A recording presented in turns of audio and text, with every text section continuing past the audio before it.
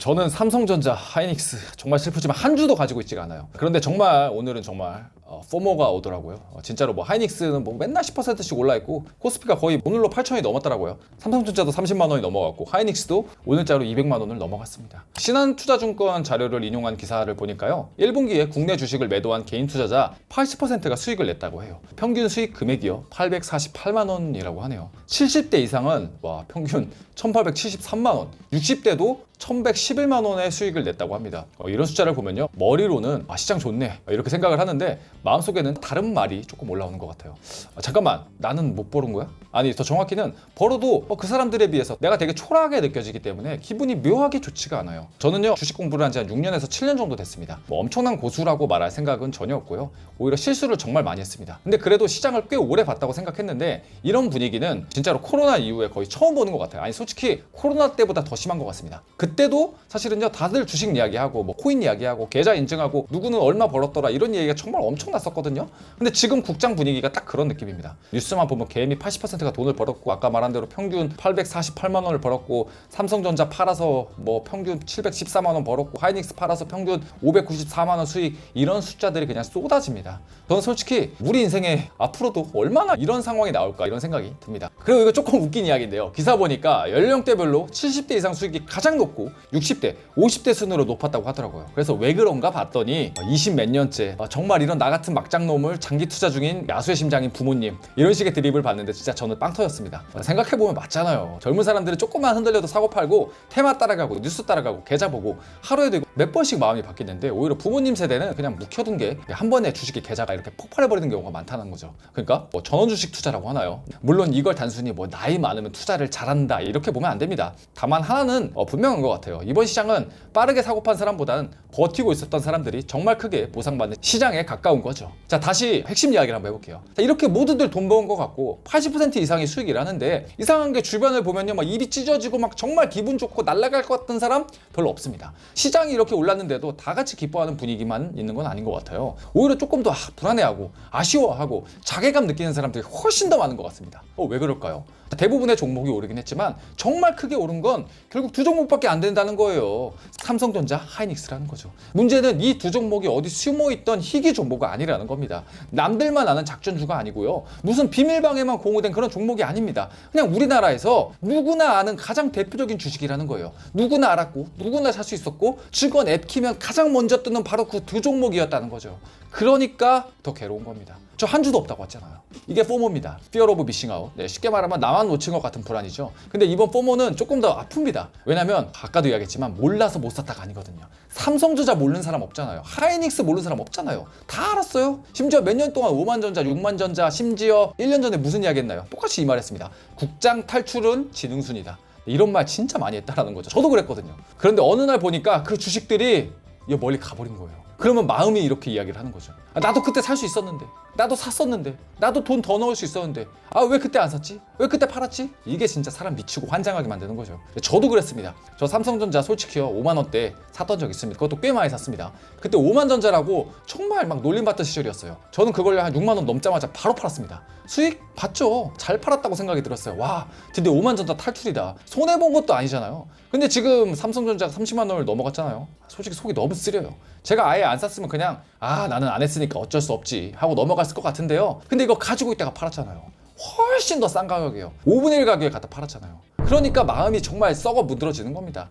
나는 정답지 갖고 있었던 것 같은데 왜 중간에 버렸지? 네, 이런 느낌이 드는 거죠. 근데 여기서 멈춰서 한번 생각을 해보자는 거죠. 저처럼 6만 원, 7만 원에 판 사람이 과연 지금 30만 원 가까이 올 때까지 이걸 안 팔고 들고 있었을까요? 저는 제 자신을 보면 솔직히 절대 아니라고 생각이 듭니다. 아마 잘 버텼다고 해도 8만 원에 흔들렸고 10만 원 찍었으면 그냥 바로 팔았을 거예요. 그리고 정말 버티고 버틴다고 해서 12만 원 정도 됐으면 너무 많이 올랐다, 나 2배 이상 먹었잖아 하면서 바로 팔았을 겁니다. 하이닉스도 마찬가지예요. 10만 원 아래일 때부터 주변에서 이때는 사도 된다, 반도체는 결국 돌아온다, 10만 원 아래 하이닉스는 그냥 무조건 진리다, 이런 이야기 저 많이 들었거든요. 근데 막상 제가 샀다고 해도 지금 200만 원까지 제가 들고 있었을까요? 저는 절대 아니었을 거예요. 중간에 몇 번이고 털었을 겁니다. 이 지점에서 행동경제학에서 말하는 개념이 하나 나오는데요, 사후 확신 편향. 결과를 알고 나면 과거에도 그 결과를 알 수 있었던 것처럼 느끼는 겁니다. 그때 하이닉스 사면 됐던 거였잖아. 그때 삼성전자 들고 있었으면 되는 거였잖아. 그때 팔지 말았어야지. 맞아요. 결과를 알고 보면 너무 쉬워 보입니다. 근데 그때는요, 전혀 이런 상황이 아니었어요.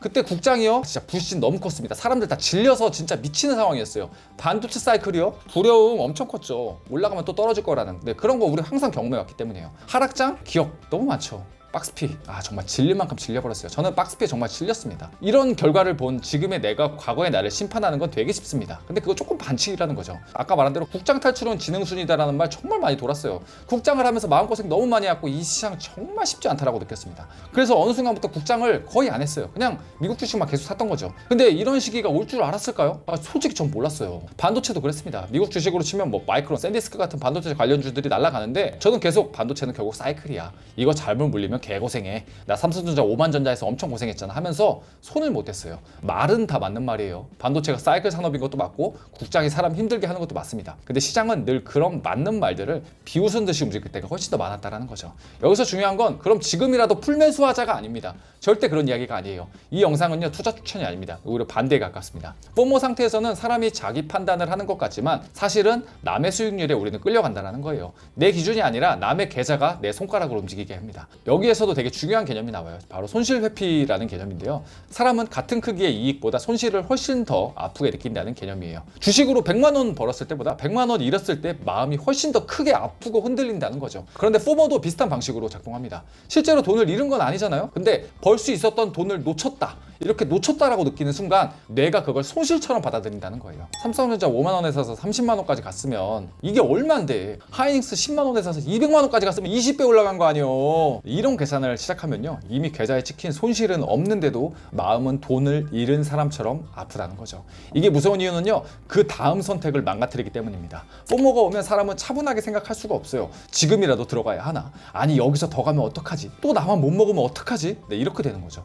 그러다가 평소에는 절대 안 할 비중으로 들어가고 갑자기 레버리지하고 갑자기 대출받고 내 생활비 넣고 맨날 출근해서 뭐예요? 본업에 지장이 갈 정도로 차트만 보고 앉아있고 밤에 잠도 못 자고 그러다가 작은 조정 한번 나오면 정말 또 공포가 치밀어 올라요. 그래서 그러지 말았어야 되는데 갖다 팔아버립니다. 그러고 나서 또 올라가면 또 자괴감이 오죠.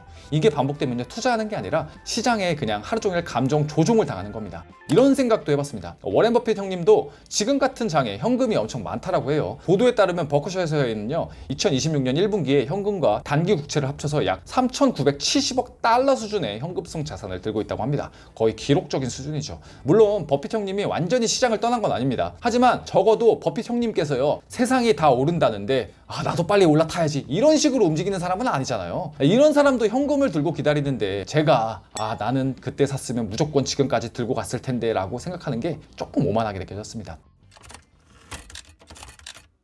버핏도 포모를 느낄까요? 네, 저는 인간이라면 느낄 수 있다고 생각합니다. 주변에서 다 돈 벌었다고 하고 자신이 들고 있는 현금이 상대적으로 뒤쳐져 보이는 그 순간이 있다면 누구나 마음이 흔들릴 수 있겠죠. 근데 차이는 그 다음입니다. 자, 워렌 버핏은요 그 감정 때문에 자기 원칙을 버리지는 않습니다. 자, 우리처럼 나만 못 먹었나? 하면서 감정에 압도를 당해서 갑자기 이상한 선택을 하지는 않을 겁니다. 투자 역사에서 가장 위대한 사람 중 한 명도 모든 장에 수익을 내지는 않습니다. 근데 내가 모든 장에 무조건 다 먹었어야 한다라고 생각하는 것 자체가 이상한 겁니다. 그리고 우리가 잊고 있는 게 하나 있어요. 지금 하이닉스, 삼성전자로 큰 돈 번 사람들 부럽죠. 솔직히 부럽습니다. 근데 그 사람들이 그냥 공짜로 돈 번 걸까요? 저는 그렇게 보지 않습니다. 그 사이에 그 사람들 얼마나 많은 고통이 있었겠습니까? 오만전자라고 조롱받던 시절, 국장 탈출, 지능순, 미국 주식만 해야 된다, 한국 주식하는 사람 이상한 사람처럼 보는 분위기, 그걸 다 버틴 사람들이 지금 수익을 가져간 겁니다. 이걸요 단순히 불로소득으로만 보면 완전히 저는 잘못 본 거라고 생각을 해요. 사실 가장 멘탈이 좋았고 정말 마음에 사리가 나올 정도로 참았던 사람이라고 생각이 듭니다. 주식에서 큰 수익을 가져가는 건 그냥 앉아있으면 되는 것처럼 보이지만